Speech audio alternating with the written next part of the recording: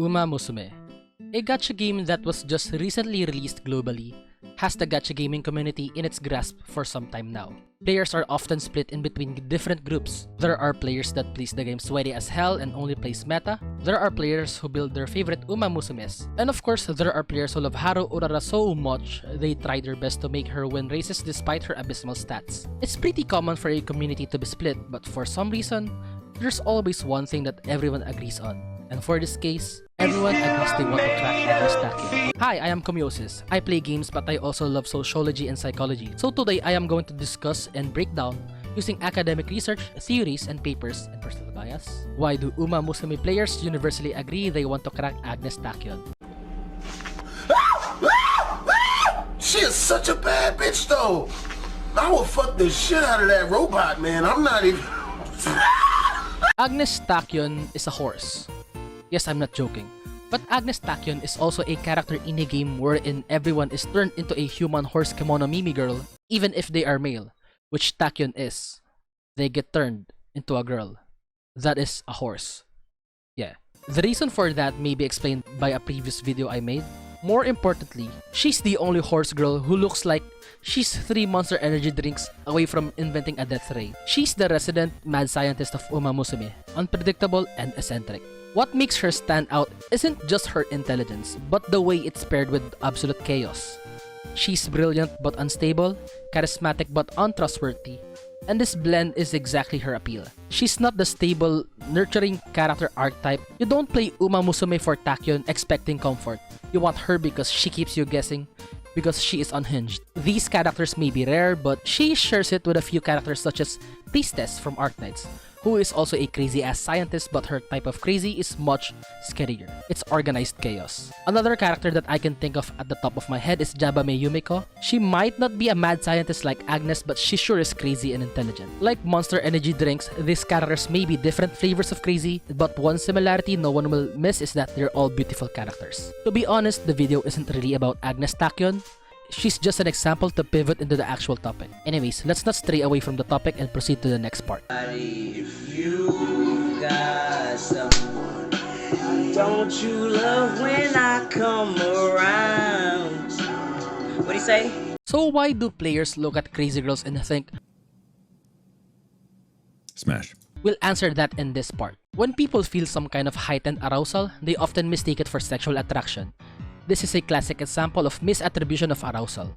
The famous shaky bridge experiment by Dutton and Aaron in 1974 showed that men who had just crossed a scary suspension bridge were more likely to flirt with a woman researcher and call her later, compared to men on a stable bridge. Basically, fear and thrill can get confused with lust. These kinds of characters who are dangerous, unpredictable, and yet strangely magnetic overlaps with what psychologists call the dark triad of traits: narcissism, Machiavellianism, and psychopathy. According to a research by Jonathan and others in 2009, while these traits are usually negative in real life, their research also shows they can make a person appear more exciting and dominant, particularly in short-term relationship context. Essentially, someone like Tachyon is perceived as a thrilling roller coaster of a partner, not a safe one, which is exactly why she stands out. The appeal is less about long-term stability and more about the rush of being with someone chaotic. From an evolutionary psychology perspective, danger and beauty together create a unique kind of attraction. Risk-taking behaviors, unpredictability, and bold personalities can signal genetic fitness, even if they also come with instability according to Lee and others. In fiction, characters embody this by combining intelligence, intensity, and a willingness to break rules, all while remaining physically appealing. Men in particular are drawn to these kinds of high-risk, high-reward partners because they represent an exciting contrast to the safety of more conventional archetypes. In short, crazy girls are hot, not in spite of being dangerous, but because they're dangerous, and that paradox is what fuels their popularity. Of course, in real life, chasing a partner who is unstable or manipulative would almost always end badly. But fiction offers what scholars call a safe simulation of danger, where players and viewers can indulge in these risky attractions without real-world consequences. Characters allow people to flirt with chaos in a way that is thrilling but ultimately harmless, because the danger is contained within the game's story. This makes the fantasy socially acceptable, even funny, as when communities joke about wanting to crack her. What would be a red flag in real life becomes a form of entertainment in the media, which is why dangerous women have been staples of fiction for decades. Hello. Yes, I cut in the middle of a video again. If you subscribe from one of my long-form videos, skip this part because you already know what's gonna happen next. And if you're not subscribed, you should stay. So in the next long-form video, you'd find this part funny. Okay, here we go. To all non-subscribed viewers, fuck that announcement! Think fast, chuckle nuts! If you subscribe to my channel, thank you so much. We are getting closer to my goal of reaching 1,000 subscribers, which ultimately gets me closer to getting monetized. So if you want to help a small content creator out and continue enjoying these types of videos, please subscribe. That's it. Enjoy the rest of the video. Oh my god!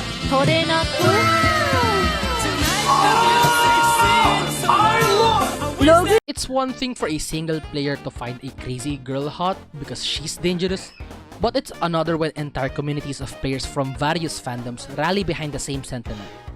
What makes this attraction interesting is how it doesn't just exist at the individual level, it gets amplified, shared, and normalized through culture. The joke that I want this character to ruin my life might start as one person's thirsty comment, but once it enters the meme cycle, it becomes part of a collective identity. As Glamour Shifman in 2014 points out, memes are cultural units that spread precisely because they resonate with shared values. In this case, their chaotic energy becomes a shorthand for bonding. Players laugh, exaggerate, and repeat it until it feels like everyone agrees. This effect is strengthened by parasocial dynamics. Horton and Wall in 1956 described how audiences form one-sided relationships with media figures. And in fan spaces, this expands into entire communities validating each other's obsessions. When players openly declare their fixation, they're not just confessing attraction, they're participating in a ritual of belonging. What might have seemed like a niche preference becomes normal when everyone else is shouting the same thing in various social media platforms. Another key part of this is the idea of safe transgression. Zygmunt Bauman in 2000 argued that modern culture thrives on flirting with risk and safe, contained ways. Wanting to sleep with an actual unhinged scientist in real life would be terrifying, but projecting that desire onto a fictional horse girl scientist is completely safe. Fiction lets players indulge in dangerous fantasies without real consequences, and the community not only allows it but celebrates it. This blurs the line between ironic exaggeration and genuine desire, because even if you are joking, you're still participating in the cultural loop. Of course, social platforms themselves amplify this even further. Algorithm reward engagement, so the thirstiest and funniest memes get liked, shared, and boosted. Suddenly, it looks like the consensus of the entire fanbase.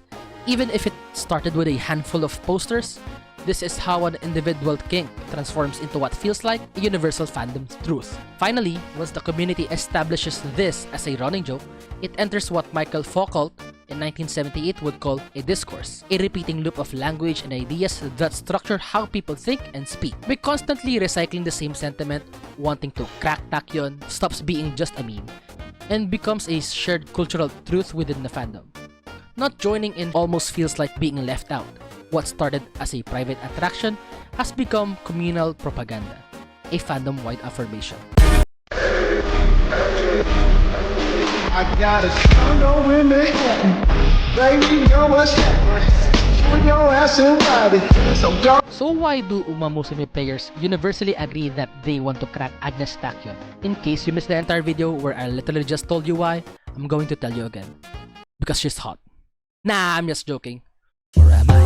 To be completely honest, that is the most clear explanation of why everyone wants to crack Tachyon, and this entire video is another overblown way of trying to explain why men are always horny. But in all seriousness, on the surface, it's because she's hyperactive, brilliant, slightly unhinged scientist archetype who embodies the chaotic thrill of unpredictability.